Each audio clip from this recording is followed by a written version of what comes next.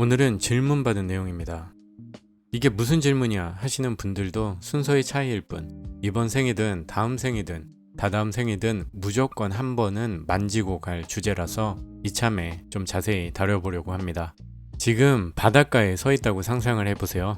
그리고 투명한 유리컵을 바다에 담궈 바닷물 한 컵을 채웁니다.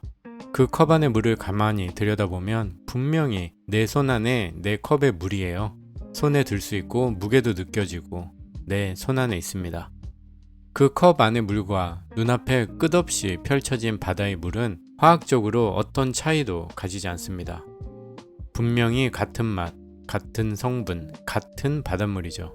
내가 쥐고 있는 이 작은 컵에 담겼다고 그게 정수나 수돗물이 아니잖아요. 오직 다른 건 하나뿐이에요. 컵이라는 경계.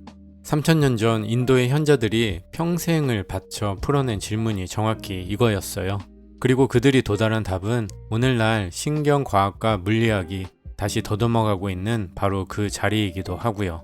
저에게 질문을 주신 바로 그 듣보잡 단어가 바로 이 주제입니다. 그럼 큰 그림부터 한번 가볼게요. 나중에 언젠가 힌두교에 관심이 생기면 분명히 이 경전을 짧게나마 스치게 될 때가 있을 거예요. 고대 인도의 지혜를 담은 가장 유명한 경전 중 하나, 바로 우파니샤드. 여기에 방금 설명한 두 개의 핵심 단어가 등장합니다. 브라만, 그리고 아트만. 브라만은 우주 전체를 뜻해요. 모든 것의 근원, 만물이 거기에서 나오고 거기로 돌아가죠. 에너지 보존의 법칙으로 설명하면 바로 우주 전체를 구성하는 그 전체 에너지, 그 자체 정도로 말할 수 있을 것 같아요. 비유로는 좀 전 인트로에서 이야기한 여러분 눈앞에 끝없이 펼쳐져 있는 바다, 그 자체죠. 다음으로 아트만. 그건 바로 나예요. 더 정확히는 내 안에 있는 가장 깊은 자아죠. 진짜 나. 흥미로운 건 이 단어의 어원인데, 아트만은 산스크리트어로 원래 숨을 뜻해요. 우리가 생명을 목숨이라고 부르는 것과 똑같은 발상인데요. 아무튼 숨, 나의 가장 근원적인 핵심, 그게 바로 아트만이에요. 여러분 각자는 바로 아트만이죠. 다시 비유로 돌아가서 좀 전에 여러분이 떠담은 그 한 잔의 바닷물이고요. 우파니샤드의 폭탄 선언은 바로 이것입니다. 브라만과 아트만은 같다. 우주의 본질과 내 안에 가장 깊은 내가 완전히 같은 하나라는 거예요. 바다와 컵 속의 물이 완전히 똑같은 물이듯 우주와 나도 같은 본질이다 라는 거죠. 여기서 아마 이런 생각이 드실 거예요. 와, 비유지만 꽤 괜찮은 말이긴 하네. 힌두교? 그래, 좀 인정. 그런데 우파니샤드는 이걸 그냥 시적 비유로 툭 던지고 끝낸 게 아닙니다. 한 아버지와 아들의 대화로 아주 집요하게 파고듭니다. 아버지가 아들에게 말하죠. 저기 보이는 나무 열매를 하나 따오너라. 네, 여기 있습니다, 아버지. 이제 그 열매를 쪼개봐라. 안에 뭐가 보이느냐?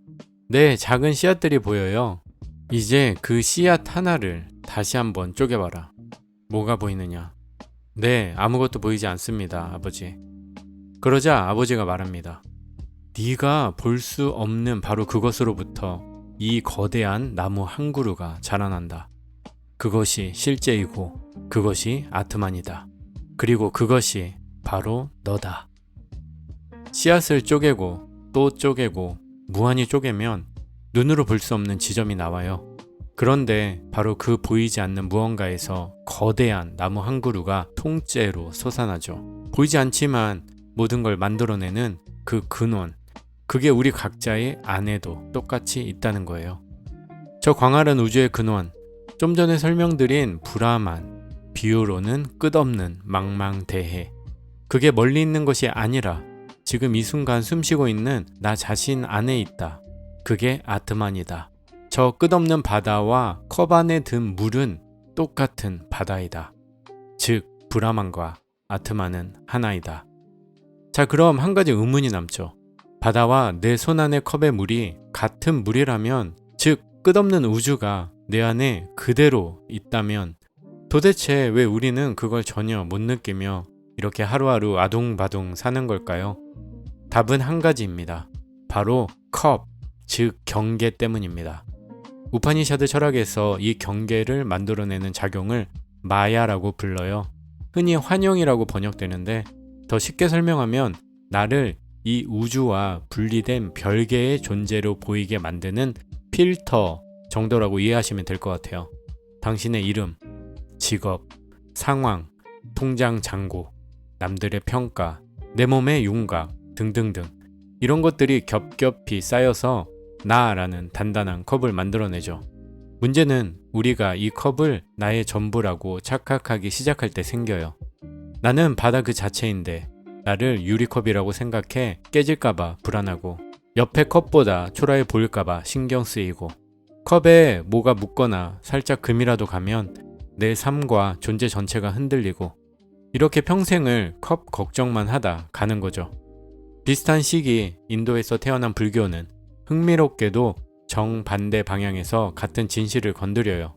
불교는 변하지 않는 고정된 자아가 있다는 생각 자체를 착각으로 봤어요. 이게 무슨 말이냐면 우파니샤드가 컵의 물이 사실 바다다 라고 말했다면 불교는 애초에 컵이라는 건 없어 라고 말한 셈이에요. 표현은 정반대지만 둘 다 그 단단한 컵이 진짜 당신이 아니라고 설명하고 있어요. 지금까지 설명한 이것들이 카드값 걱정하고 대출 걱정하고 남의 주식만 올라 배가 아프고 비교해서 오는 상대적 박탈감을 느끼며 종종 일상에서 초라함과 비참함을 느끼는 내 삶에 무슨 영향가가 있는데 오늘 이 내용을 그냥 종교적으로 신비로운 멋진 이야기로 이해하시길 원했다면 아예 컨텐츠를 준비하지도 않았을 거예요. 이건 경험으로 알 수 있는 물리적, 과학적 영역입니다.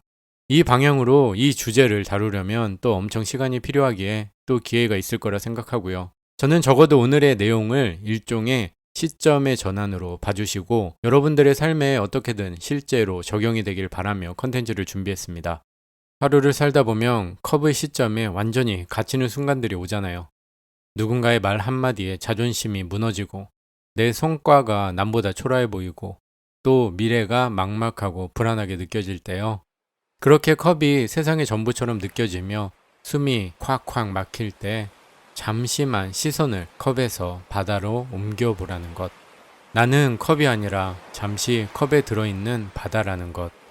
물론 이걸 안다고 해서 내가 컵이라는 느낌이 사라지진 않을 겁니다. 우리는 여전히 나의 이름의 이미지에 갇혀 일을 하고 돈을 벌고 다양한 관계 속에서 부대끼며 살아가야 하죠.